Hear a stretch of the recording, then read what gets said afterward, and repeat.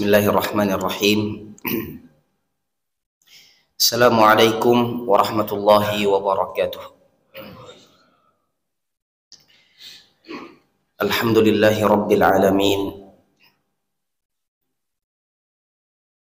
Alladhi ba'atha fil ummiyina rasulan minhum yatlu alaihim ayatihi wa yuzakkihim wa yu'allimuhumul kitaba wal hikmah wa in kanu min qablu lafi dhalalin mubin. Alhamdulillahi rabbil alamin alladzi ahyana ba'da ma amatana wa ilaihi nusyur. Walhamdulillahi rabbil alamin alladzi faddalana ala katsirin mimman khalaqa tafdila. Allahumma lakal hamdu kulluhu wa lakal syukru kulluhu wa lakal thana'ul hasan. Radina billahi rabba wa bil islami dina wa bi Muhammadin sallallahu alaihi wasallam nabiyya. Allahumma bika asbahna wa bika amsayna wa bika nahya wa bika namut wa ilaikal masir. Allahumma salli wa sallim wa barik ala abdika wa rasulika Muhammadin sallallahu alaihi wasallam wa ala alihi wa sahbihi ajma'in. Amma ba'd. Bapak-bapak, ibu-ibu, ikhwani kaum muslimin, muslimat, jamaah salat subuh Masjid Nurul Haq yang mengharapkan kasih sayang Allah Subhanahu wa taala. Kaifa halukum? Apa kabar semuanya? Sehat ya? Alhamdulillah. Ini satu kesyukuran yang kita senantiasa tingkatkan kepada Allah Subhanahu wa taala, bisa kembali dipertemukan di majelis yang mulia setelah melaksanakan salat subuh berjamaah. Kita mencoba memaknai akhir pekan kita di Ahad pagi ini dengan mengkaji beberapa ayat-ayat Allah Subhanahu wa taala. Dengannya bertambah keimanan kita, insyaallah, bertambah ilmu yang bermanfaat, dan dengannya kita membangun amal-amal soleh mengikuti sunnah baginda sallallahu alaihi wasallam dan diterima oleh Allah Subhanahu wa taala.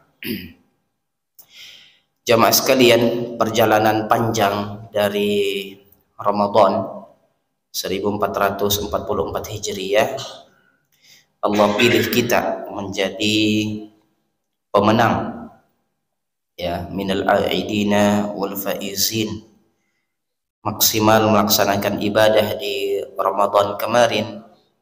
Lalu tiba bulan Syawal yang mungkin ya sedikit berbeda dengan Ramadan. Ada yang istiqomah menjalankan ketaatan kepada Allah sebagaimana Ramadan. Ada juga yang selama Syawal mungkin agak menurun sedikit kualitasnya, kuantitasnya juga menurun. Sesuatu yang fitrah sekali, iman itu naik dan turun. Tapi insyaallah ta'ala yang tidak hilang adalah semangat untuk kita senantiasa mendekatkan diri kepada Allah Subhanahu wa ta'ala.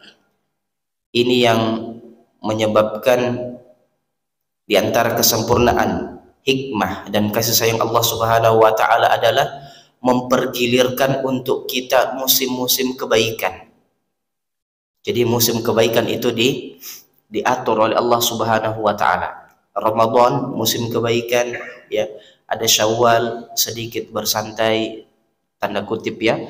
Ramadan tidak pernah makan di siang hari di bulan Syawal, makan terus, ya, kecuali misalnya 6 hari untuk puasa Syawal.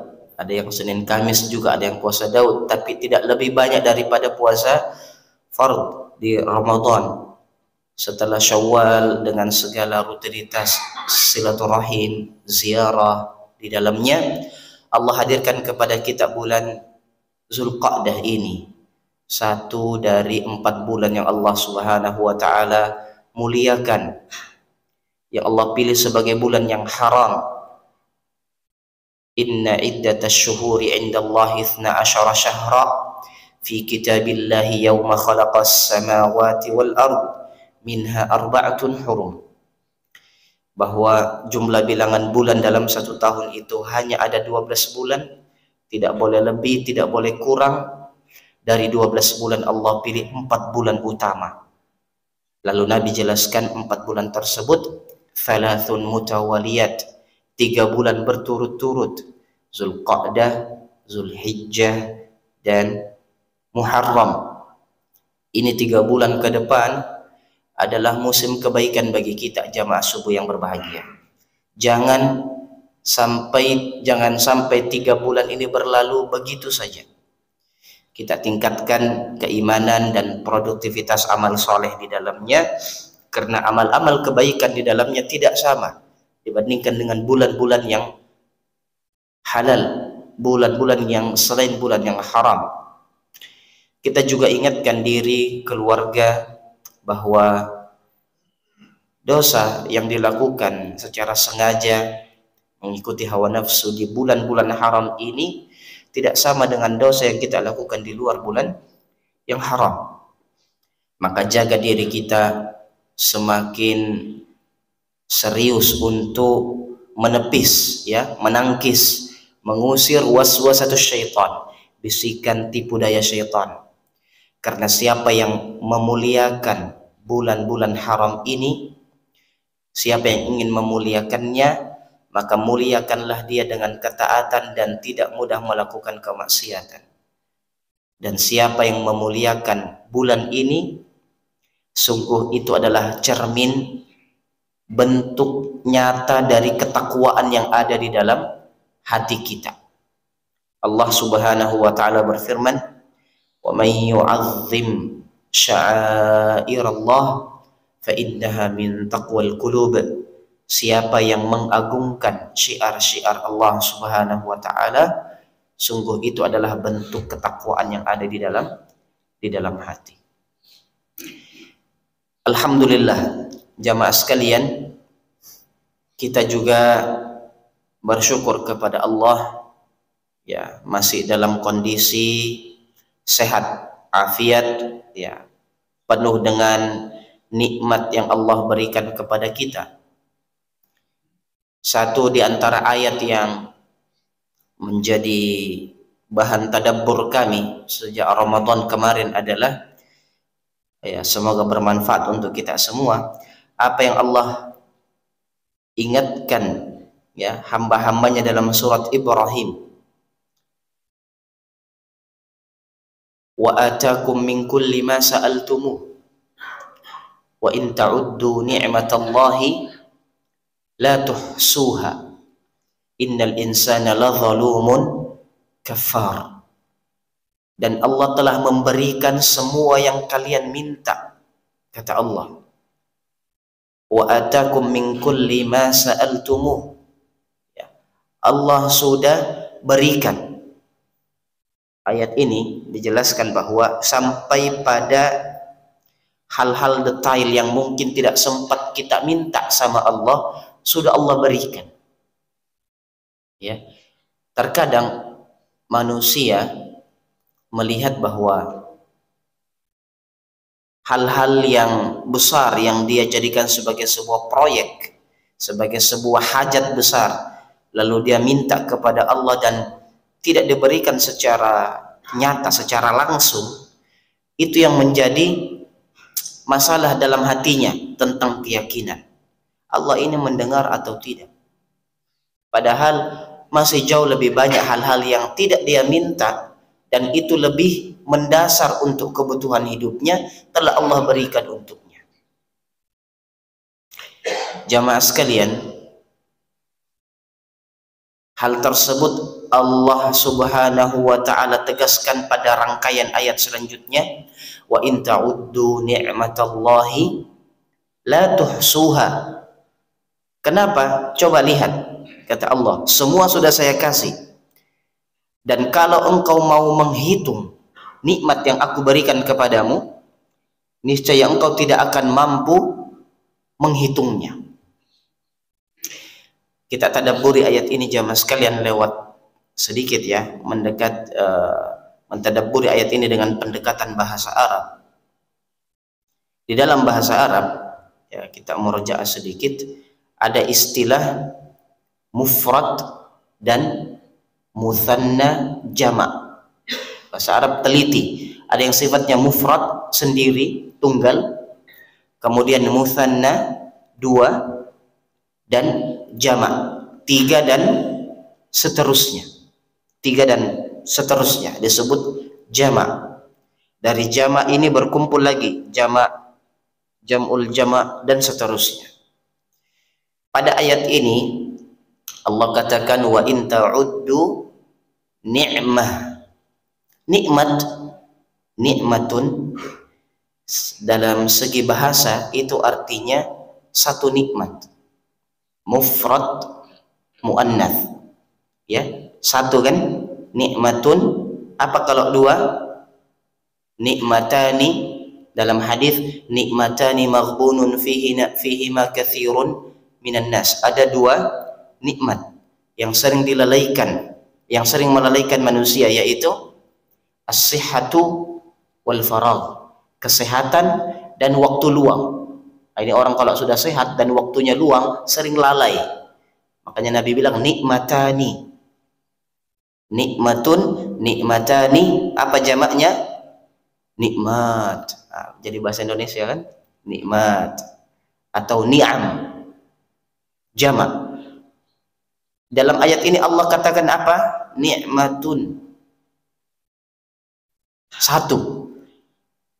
Sebenarnya dalam tatanan bahasa kita sehari-hari, kita tidak menghitung yang satu. Kita menghitung yang lebih dari satu. Ini kaidah pertama. Kalau cuma satu tidak perlu dihitung, ya satu saja. Berapa jamaahnya? Oh, tidak bisa dihitung. Berapa? Satu. Lah, bisa dihitung. Satu ini tidak dihitung. Ya kan? Berapa? Dua. Oh, dua. Terhitung. Ya kan? Nah, makanya sholat jamaah itu paling minimal 2 orang. Karena kalau sendiri tidak berjamaah untuk sholat fardu ya, paling tidak 2 orang untuk mendapatkan 25, 27 derajat itu. Nah, ini kaidah pertama. Sebenarnya satu itu tidak dihitung, ya satu. Kaidah kedua adalah manusia menghitung sesuatu yang mampu dia hitung secara nalar. Sesuatu yang tidak mampu dihitung itu tidak akan dihitung oleh manusia. Contoh, siapa yang mau hitung jumlah pasir di pantai Lamaru sana? Berapa jumlah kerikil yang ada di pekarangan Nurul Haq masjid kita? Tidak perlu dihitung kan? Ada jumlahnya. Tapi secara akal kita, tidak mungkin dihitung. Siapa yang mau hitung jumlah bintang yang ada di langit? Tidak akan mampu kita menghitungnya. Ya kan? Nah, ini kaidah kedua tentang hitung-menghitung. Sekarang kita gabungkan 2 kaidah ini jemaah sekalian.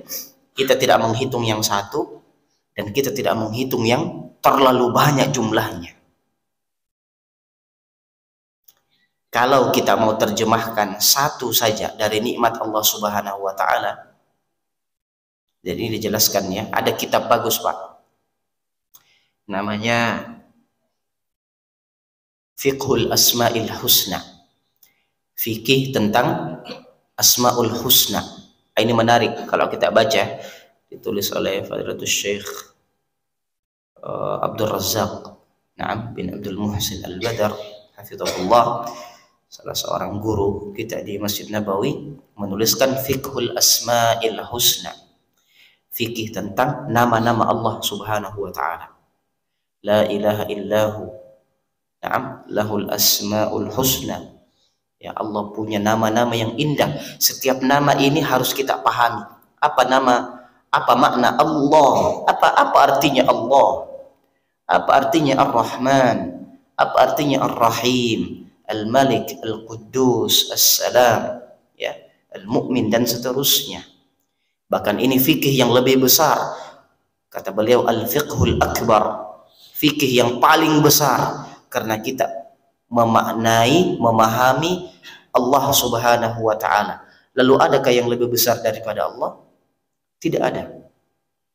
Nah, di antara fikul asmaul husna ada ar-razzaq. Apa itu ar-razzaq? Secara letterlet kita katakan yang maha memberi rezeki.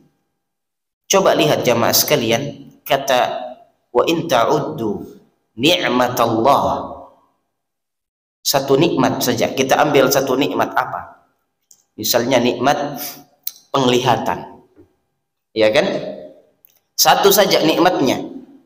Namanya apa? Ni'matul basar, nikmat memandang, bisa melihat, tidak buta. Ya. Nikmat pandangan ini di dunia ini, Masya Allah, kalau kita mau hitung satu saja ini, betapa banyak kenikmatan di balik satu nikmat itu. Ya kan? Betapa banyak nikmat yang bisa kita rasakan hanya dengan wa in ta'uddu, satu nikmat berupa pandangan. Apa yang terjadi kalau kita bisa melihat, Pak? Oh, banyak. Ya, bisa baca Quran, bisa lihat jalan, bisa ke masjid, bisa memandang indahnya dunia ini. Ya, bisa nazar, melihat calon istri, ya, bujang-bujang, memandang. Ya, yang sudah menikah punya istri, anak, keturunan, qurrata a'yun. Iya kan? Dan masih banyak lagi. Bisa lihat Ka'bah, bisa lihat Masjid Nabawi, bisa lihat, Masya Allah. Makanya nikmat yang Allah berikan untuk semua penduduk surga, ya, kalau tidak didapatkan di dunia, ada saudara-saudara kita yang penglihatannya ditutup oleh Allah Subhanahu wa taala di dunia ini, ya, untuk menjaga dan sebagainya, sebagai bentuk ujian. Ada juga yang dalam perjalanan hidupnya nikmat itu diberikan setelah diambil, ya kan? Terlahir dalam kondisi buta perjalanan waktu, atau buta dalam kecelakaan tertentu, lalu Allah berikan kembali satu nikmat ini saja, ya, di bawahnya itu ada ribuan nikmat. Maka kita tidak akan mampu menghitung nikmat apa di balik nikmat melihat. Sebagaimana kita tidak mampu menghitung jumlah pasir yang ada di pekarangan rumah kita. Wa in ta'uddu ni'matallahi la tuhsuha. Masya Allah. Maka kewajiban kita semua jamaah sekalian untuk mensyukuri, dan jangan seperti orang yang Allah katakan di penutup ayat ini, innal insana la zalumun kafar. Manusia itu betul-betul, kata Allah, benar-benar zalum, selalu berbuat zalim, kafar, mengingkari nikmat-nikmat Allah Subhanahu wa taala. Nauzubillah. Bagaimana cara mensyukur nikmat pandangan ini? Ya, lihat yang mubah, lihat yang boleh dilihat, jangan lihat yang dilarang oleh Allah Subhanahu wa taala. Minal muharramat, ya, wasyubuhati wasyahawat. Makanya ada adab dalam berjalan, ghaddul basar, tundukkan pandangan, dan seterusnya. Ini jamaah sekalian, ya, di antara ayat yang Masya Allah begitu banyak yang Allah berikan kepada kita. Nikmat sehat saja, satu nikmat kan, sehat. Masya Allah, kalau sudah sehat, Pak, sebuah aktivitas bisa kita laksanakan. Coba satu nikmat ini dicabut, wa in ta'uddu ni'matallahi la tuhsuha, satu saja ini dicabut, sakit sedikit saja, ya Allah, keteteran kita, ya, susah. Maka begitu banyak nikmat di balik satu nikmat. Ini kenapa Allah Subhanahu wa taala memilih kata nikmatun mufrad di dalam Al-Qur'an. Wallahu taala a'lam. Alhamdulillah jamaah sekalian, sebagai penutup, ya, penyempurna kajian kita pada pagi ini, kami ditanya Ustaz Abdul Somad, berkaitan dengan tema. Kami katakan ada kajian yang sederhana, tapi bisa kita jadikan sebagai pegangan hidup, sebagai pengingat. Apa yang Allah Subhanahu wa taala firmankan dalam surat Ar-Rum ayat 30. A'udzubillahi minasyaitonir rajim. Fa'aqim wajhaka lid-dini hanifa. Dan tegakkan wajahmu, ya, tegakkan wajahmu menghadap agama yang lurus ini. Fa'aqim wajhaka lid-dini hanifa. Tegap, ya, jangan ragu, penuh keyakinan berjalan di atas agama yang hanif, yang lurus ini. Dalam istilah kita, istiqomah setelah keimanan. Makanya pesan Nabi kepada sahabat itu, qul amantu billahi tsummas taqim. Ya. Waktu dia minta nasihat, Nabi katakan aku beriman kepada Allah dan istiqomahlah. Istiqomah ini kata yang hanya boleh digunakan untuk kebaikan, yang sifatnya terus menerus. Nah, jadi ada orang dalam ketaatan terus menerus disebut istiqomah. Masya Allah, dia istiqomah, berarti dalam kebaikan. Dan tidak boleh menggunakan kata istiqomah dalam kejahatan yang sifatnya terus menerus. Masya Allah, dia istiqomah sekali. Tidak boleh, ya. Ada orang lalai terus, ya, bermaksiat terus, istiqomah sekali dia. Tidak boleh. Istiqomah ini hanya digunakan dalam kebaikan. Fa'aqim wajhaka lid-dini hanifah. Ihdinas siratal mustaqim. Maka Pak, tidak boleh ragu-ragu, tidak boleh tengok kanan, tengok kiri, apalagi balik ke belakang, ya, mencari hal-hal yang selain agama yang hanif ini. Tidak. Fa'aqim wajhaka lid-dini hanifa. Kenapa? Fitratallahi allati fataran nasa 'alaiha. Karena istiqomah di atas kebenaran ini adalah fitrah yang Allah berikan manusia, yang Allah ciptakan manusia di atas fitrah tersebut. Dan siapa yang menyelisihi fitrahnya, ya, siapa yang tidak mengikuti fitrahnya, dia adalah orang yang menyelisihi apa yang menjadi ketetapan Allah Subhanahu wa taala. Apa jadinya kalau anak kecil pakai pakaian bapaknya pergi sekolah? Fitrah atau tidak? Menyelisihi fitrahnya. Atau kita balik, bapak-bapak pakai pempes bayi, ya, mohon maaf, pakai pakaian bayi, ya, menyelisihi fitrahnya. Kalau ada orang tidak menegakkan wajahnya istiqomah dalam agama yang mulia ini, mau cari lagi agama yang lain, ya, coba-coba yang ini, coba-coba yang ini, atau berani mengatakan ternyata tidak ada itu Tuhan, ya, ternyata tidak ada itu Tuhan. Bayangkan Pak, ini ya alhamdulillah, ya, makanya kita katakan alhamdulillahilladzi hadana lihadza. Segala puji bagi Allah yang menunjukkan kepada kami jalan ini. Wa ma kunna linahtadiya laula an hadanallah. Sekiranya Allah tidak tunjukkan kami kepada jalan ini, betul-betul kita tersesat. Saya ingat Pak, tahun 2009, ya 2009, kami ke Jakarta untuk pertama kalinya.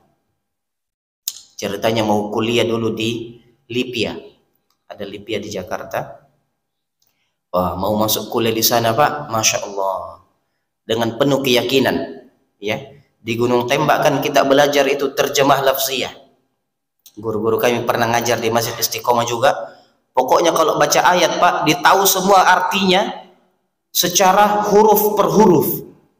Nah, itu kan sudah lumayan lah waktu itu, ya. Untuk tingkat SMA itu sudah luar biasa, ya. Nah, dengan modal itu kita ke Jakarta. Saya yakin sekali ditanya ini isim fiil atau huruf. Wah, ternyata tidak. Soal pertamanya fahmul masmu, menulis apa yang dibilang sama syekh. Wah, apa mau ditulis? Yang dia bilang aja kita tidak tahu, ya kan? Orang Sudan, saya ingat waktu itu soal pertama, saya bilang mana isim fi'il, hurufnya ini tidak keluar. Ternyata mendikte, Pak, disuruh tulis apa yang dia bilang. Masya Allah, langsung out langsung dikeluarkan dari tes pertama. Nah, karena diterima di LIPI ya, cari sekolah yang lain. Teman-teman bilang, ayo ke sini, ayo ke sini. Saya coba, ada apa di sini? Masya Allah, baru masuk di kosnya, dia katakan, cukup. Ada ditempel di pintunya, Pak, cukup. Masuk tidak usah bawa nama Tuhan. Cukup nama cinta saja. Ya, luar biasa, katanya kalau masuk ke ruangan ini tinggalkan nama Tuhan, tidak usah pakai nama Tuhan. Artinya apa? Tinggalkan aturan, tinggalkan perintah, tinggalkan larangan. Ya, cukup pakai nama cinta saja. Masuk lagi, masuk dengan nama cinta, tinggalkan Tuhan di luar. Apa ini? Menyelisihi fitrahnya. Ya, pernah kita belajar akidah dulu. Kata guru kita, kalau ada orang bilang tidak ada Allah, tidak ada Tuhan, bawa pergi mancing ke laut, baru buang dia. Buang saja di laut, itu muncul fitrahnya itu. Langsung bilang apa? Apa kira-kira dia bilang? Ya Allah atau Tuhan dengan bahasa yang bisa dia. Tapi jangan juga begitu, Pak ya. Baik-baik didakwahkan. Kalau kata beliau, bawa ke laut, buang. Oh, langsung beriman dia itu. Karena fitrahnya akan muncul dengan otomatis. Ini jamaah sekalian, Allah katakan fitratallahi allati fatara an-nasa 'alaiha la tabdila li khalqillah. Tidak ada yang bisa mengganti ketetapan yang Allah Subhanahu wa taala telah ciptakan. Allah sudah menciptakan manusia atas fitrah, membutuhkan siapa? Rabb sebagai pencipta, pemelihara, pemberi rezeki, pengatur alam semesta ini. La tabdila li khalqillah, dzalikat dinul qayyim. Inilah agama yang lurus yang Allah pilih untuk kalian. Maka memilih agama selain Islam menyelisihi fitrah. Ya. Tidak lahir kecuali kegelisahan demi kegelisahan yang mungkin ditutupi dengan ya penampilan duniawi yang bersifat semu semesta. Kalaupun dia merasa tenang di dunia karena terbebas dari apa yang Allah tetapkan sebagai bentuk aturan, sebagai bentuk tuntunan, ya, di dunia mungkin dia dapatkan semua yang dia inginkan, tapi di akhirat, ya, apa yang akan dia dapatkan selain murka Allah Subhanahu wa ta'ala.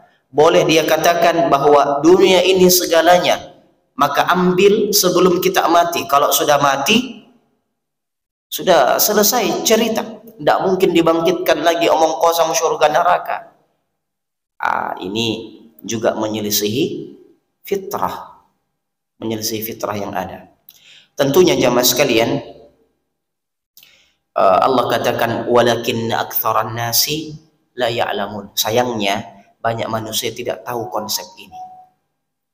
Sayangnya banyak di antara manusia tidak paham dengan konsep hidup bertuhan ini. Di antara kisah menarik, ya, kami belum dapatkan nasnya, asarnya, kami belum baca, tapi kami dengar dari guru-guru kita bahwa ini contoh kasus saja, Pak ya. Al-Imam Abu Hanifah, satu dari imam empat, ya, imam madhab kita yang empat. Imam Abu Hanifah, ya, terkenal dengan kias beliau, ya, dalam istidlal kuat sekali, yaitu menggunakan akal, menggunakan fitrah yang Allah berikan kepada kita. Beliau mungkin, ya, tidak terlalu kuat dalam menghadirkan dalil-dalil berupa hadis-hadis Nabi Shallallahu Alaihi Wasallam karena jarak yang jauh antara posisi beliau dengan kota Madinah kala itu, ya. Tidak semudah sekarang belajar. Tidak semudah sekarang. Suatu ketika, ya wallahu taala alam, suatu ketika beliau diundang oleh kaum mulhidin. Apa itu mulhid? Mulhid orang yang tidak mengaku adanya Tuhan. Apa bahasa kita, Pak? Ateis, ya, ateis. Tidak percaya adanya Tuhan. Konsep mereka ya ada begini saja, tiba-tiba ada. Tiba-tiba ibunya hamil dan tiba-tiba dia keluar jadi manusia. Ya, omong kosong itu penciptaan. Omong kosong itu kebangkitan. Kita nikmati hidup, enjoy your life. Kalau sudah mati ya sudah, selesai. Dan konsep jahiliyah seperti ini, Pak, mau lagi dihidupkan di zaman modern seperti ini. Imam Abu Hanifah diundang, ya misalnya ya Imam Abu Hanifah kita ketemu jam 10 di sebuah tenda di padang pasir, di hari tertentu. Ini sudah berkumpul, Pak, mulhidun ini sudah berkumpul, sudah mau debat. Lalu jam 10 Imam Abu Hanifah tidak muncul. Jam 11 mulai gelisah. Jangan-jangan takut ini. Takut berdebat. Akhirnya imam datang terlambat. Ya imam, ta'akhart. Kamu terlambat. Kata Imam Abu Hanifah, mohon maaf. Saya sebenarnya mau hadir tepat waktu. Cuma tadi keluar dari rumah, tiba-tiba padang pasir depan rumah itu ya berubah jadi sungai besar. Besar sekali sungainya. Saya coba menyeberang, hanyut. Tidak bisa saya ke sini. Serius ini mendengar cerita Imam Abu Hanifah sambil membayangkan padang pasir berubah jadi sungai. Lalu bagaimana kau bisa sampai ke sini? Itu saya tunggu-tunggu, tiba-tiba datang kayu besar. Tiba-tiba dia rubah dirinya jadi sampan. Dia kasih saya tongkat dan saya menyeberang. Alhamdulillah sampai di sini. Kata mulhid, botek kamu. Ya, bohong. Tidak mungkin. Mana ada sungai tiba-tiba padang pasir berubah jadi sungai, tiba-tiba ada kayu berubah, transformer, ya, berubah jadi kapal. Tidak mungkin. Kata Imam Abu Hanifah, ya Allah, kalau sekedar merubah padang pasir jadi sungai, kayu jadi kapal, kamu tidak percaya, bagaimana dengan alam raya ini?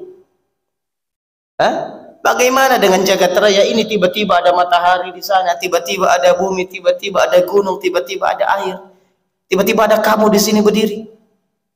Bagaimana konsepmu sebenarnya? Kalau yang kecil saja tidak bisa kau percayai bahwa lalu jagat raya ini ada begitu saja. Masya Allah ya, ini uslub dakwah yang luar biasa. Akhirnya mereka membayangkan, mereka mengkiaskan, membandingkan. Iya ya, kalau yang begitu saja tidak mungkin kecuali ada yang mengadakan, apalagi jagat raya ini. Masya Allah, ini ya, metode yang beliau gunakan untuk memunculkan fitrah ya, yang Allah Subhanahu wa Ta'ala berikan kepada setiap manusia. Dan fitrah ini sudah Allah pastikan sebelum kita keluar dari perut ibu kita, sebelum roh ditiupkan. Alastu bi rabbikum? Semua kita, Pak, semua manusia ditanya, alastu bi rabbikum? Bukankah saya ini Rabbmu? Dan semua kita mengatakan, qalu bala syahidna. Benar ya Allah, kami saksikan engkau adalah Rabb. Makanya semua anak dilahirkan dalam kondisi fitrah ya. Kullu mauludin yuladu alal fitrah. Semua anak dilahirkan itu dalam kondisi fitrah. Fa abawahu yuhawwidanihi aw yunassiranihi aw yumajjisanihi. Bapaknya lah, orang tuanya lah yang menjadikan dia Yahudi, Nasrani atau Majusi dan agama-agama yang lainnya. Nah, tugas kita jamaah sekalian menjaga fitrah ini ya, dan mengingatkan manusia untuk kembali kepada fitrahnya. Karena kalau dibiarkan kasihan, Pak, kasihan. Ya, kasihan. Tidak fitrah. Kalau ada orang tiba-tiba jalan tidak pakai baju, mohon maaf ya, tidak pakai celana pendek saja baru masuk kantor. Kenapa ini? Lain-lain dilihat. Ingatkan, karena kalau tidak diingatkan bikin malu diri, keluarga dan sebagainya. Tidak fitrah itu, tertolak. Dan banyak orang di luar seperti itu, Pak. Bagaimana tugas kita memberikan pendekatan ini?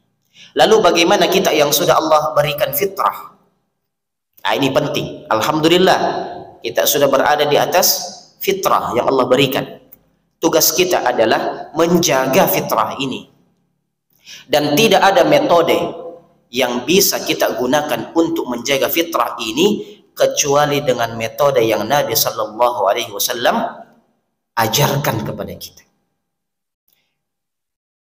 Sederhananya jamaah sekalian, dalam hadis Abu Hurairah radhiyallahu an terdapat dalam Sahih Bukhari dan Muslim, Nabi Sallallahu Alaihi Wasallam mengatakan khamsun minal fitrah. Fitrah itu ada 5. Paling tidak, dalam riwayat yang lain 10. Kita kaji yang 5 dulu. Apa fitrah manusia? Ya, secara sunnah. Yang pertama adalah al-khitan. Khitan, ma'ruf ya. Sunnat. Ini fitrah. Namanya manusia, ya, apalagi laki-laki, wajib hukumnya untuk disunat, dikhitan. Alhamdulillah. Kita sudah semua kan? Alhamdulillah. Alhamdulillah. Ini fitrah. Kalau ada laki-laki tidak disunat, menyelisihi fitrah. Maka Islam hadir di balik khitan itu ada kebersihan, ada kesucian, dan lebih dari itu dia adalah fitrah. Nah, manusia ya khitan. Perbedaan pendapat untuk wanita, ya, yang masuk pada ranah hukum sunnah, ya, tidak diwajibkan untuk mereka, tapi diajak untuk itu. Nah, berbeda dengan laki-laki yang harus tidak boleh tidak. Nah, ini yang pertama. Yang kedua adalah al-istihdad. Kita belajar sedikit ya fikih dan kita ulang-ulang. Istihdad. Apa itu istihdad? Kalau istighfar apa? Istighfar, meminta ghufran, meminta ampunan. Istihdad, apa itu? Hadid, besi. Istihdad, minta besi. Apa maksudnya minta besi? Mencukur bulu kemaluan dengan besi. Dengan besi yang ditajamkan. Itu asal katanya. Istihdad. Pakai besi, Pak ya. Jangan pakai plastik. Pakai alat. Atau bisa juga pakai krim yang tidak mengganggu kesehatan kulit kita. Ini fitrah. Bulu atau rambut-rambut yang tumbuh di sekitar kemaluan itu dibersihkan, dihabiskan, dibersihkan. Ya, al-qabul wad dubur. Qubul dan dubur, di depan dan di belakang dibersihkan. Innallaha la yastahi minal haq. Allah tidak pernah malu untuk sebuah kebenaran. Ya, kita belajar sedikit. Istihdad. Yang ketiga apa? Nabtul ibt. Mencabut bulu ketiak. Mencabut bulu ketiak. Jadi sunnahnya tuh nabut. Apa tuh nabut? Tarik, Pak. Itu tidak bisa kalau bangun tidur langsung ditarik. Lari-lari dulu. Atau mencanggul dulu. Kalau sudah berkeringat, enak itu. Tidak terlalu sakit. Tapi kata para ulama, kalau tidak mampu juga dicabut, ya silakan menggunakan alat seperti istihdad. Dihabiskan, ya, dibersihkan. Atau menggunakan maddah atau krim misalnya, yang penting tidak merusak kulit kita, dibersihkan. Ada dulu pelajaran firqul adyan, mempelajari firqah di India, Pak. Wallahu taala alam. Guru kami menampilkan sebuah foto sekte mengaku Islam juga di India, tapi menyelisihi fitrah. Apa? Yang mau ikut ajaran itu harus merawat, mohon maaf, bulu ketiaknya. Bulu ketiaknya harus dibiarkan panjang. Coba bayangkan orang panjang ketiaknya itu, dan semakin besar bulu ketiaknya, semakin dekat dengan Allah Subhanahu wa taala. Menurut mereka. Maka foto syekhnya itu begini, Pak. Saking padatnya itu ya. Bola besar dicukur juga, oh bulat begini. Nah, secara cara jalannya saja sudah menyelisihi tuntunan Nabi Shallallahu Alaihi Wasallam. Allah katakan waqfid janahak, ya, jangan begini jalan pelan, ya, tawadhu.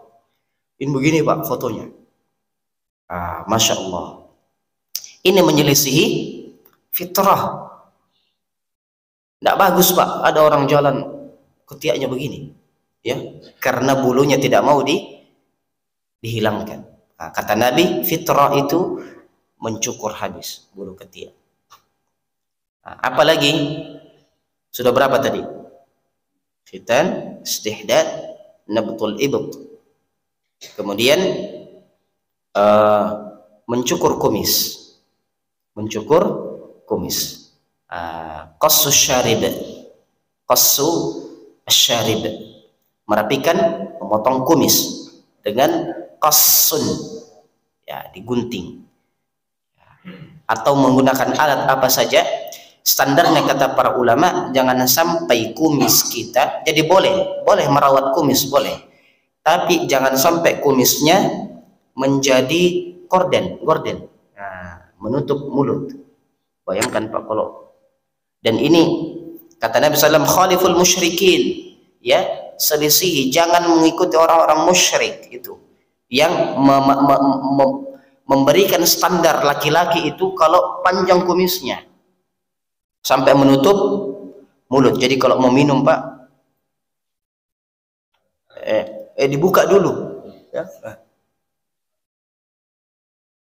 Begitu, tidak bagus, ya, menyelisihi sunnah, menyelisihi fitrah. Maka digunting sampai kelihatan bibirnya.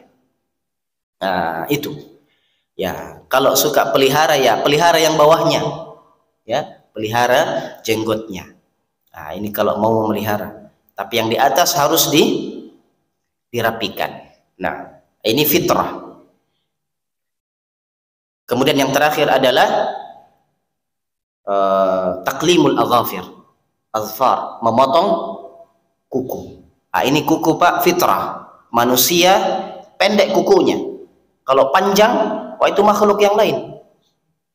Yang panjang itu makhluk yang lain. Jangan sampai kita menyelisihi fitrah. Kadang ya pendek semua kecuali satu. Pendek semua kecuali satu atau dua. Untuk apa itu? Tambah gagah saya Ustaz kalau panjang yang kecil ini. Tambah gagahku 5 cm. Ya, atau tambah nilainya 5 derajat. Nah, jelek. Ya, mohon maaf. Ustaz, saya pelihara yang jempol ini karena ada gunanya ini. Untuk buka tutup botol atau buka ada mau saya buka. Rasa-rasanya teknologi hari ini, Pak, sudah bisa menggantikan kuku kita itu untuk membuka sesuatu. Ya, kata Nabi, potong, ya, dirapikan kukunya. Ini fitrah, ya, kaki dan tangan dibersihkan. Ya, tentunya banyak hikmah di dalamnya. Wanita juga seperti itu, ibu-ibu, ya, akhwat, jangan panjangkan kukunya. Jangan bilang itu untuk laki-laki. Enggak. Yang untuk laki-laki itu sunat, ya. Kuku itu untuk semua. Potong. Jangan dipanjangkan.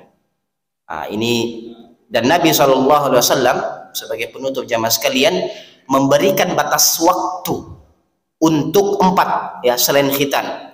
Kalau khitan kan dari 7 hari kelahiran, ya kan, dan seterusnya sebelum baligh. Ini disunnahkan di khitan cepat.